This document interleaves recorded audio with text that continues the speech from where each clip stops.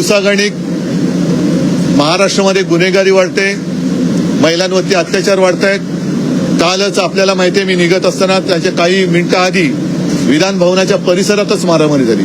त्याबद्दल काल सुद्धा मी नाराजी व्यक्त केली. आज त्याच्यावरती विधानसभा अध्यक्षांनी उच्चस्तरीय समिती नेमलेली आहे.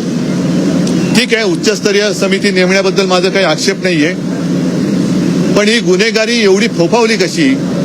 या गुंडांची विधान भवनाच्या परिसरात मारामारी करण्या एवढी हिंमत झाली कशी? यांची जबाबदारी कोण घेतंय?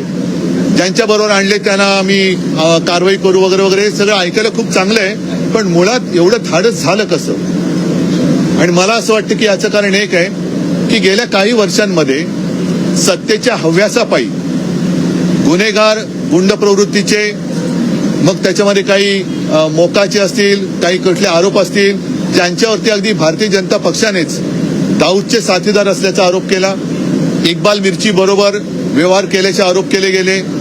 दाऊदच्या कोणत्या तरी माणसाबरोबर त्याचे धागे दोरे होते असे आरोप केले गेले. आमच्याकडे काही असणाऱ्या लोकांबरोबर सलीम कुत्त्याचा संबंध जोडला गेला. आणि त्यांच्याकडे म्हणजे ही यंत्रणा जी वापरली जाते ती एक तर तू भाजपात ये, नाही तर तुरुंगात जा.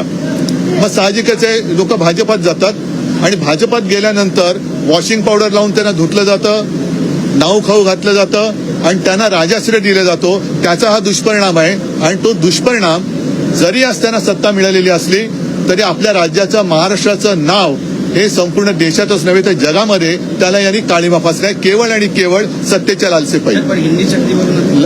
हिंदी सत्य आणि आता सत्तेची लालसा त्याच्यात काही येत नाहीये. तर सत्तेची लालसा म्हणून हे गुन्हेगारांचं राजकीयकरण चाललेलं आहे. आणि याला मी राजकारण मानायला तयार नाहीये. आपल्याकडे राजकारण हा शब्द आहे, तसा एक समाजकारण हा शब्द आहे. मी याला सत्तेचं माझकारण हा शब्द वापरतो. हे माजलेले आहेत. मग ती चड्डी बनियन गँग असेल, मग ते कॅन्टीनमध्ये बॉक्सिंग करणारे असतील, यांना बॉक्सिंगच्या रिंगमध्ये उतरवा ना.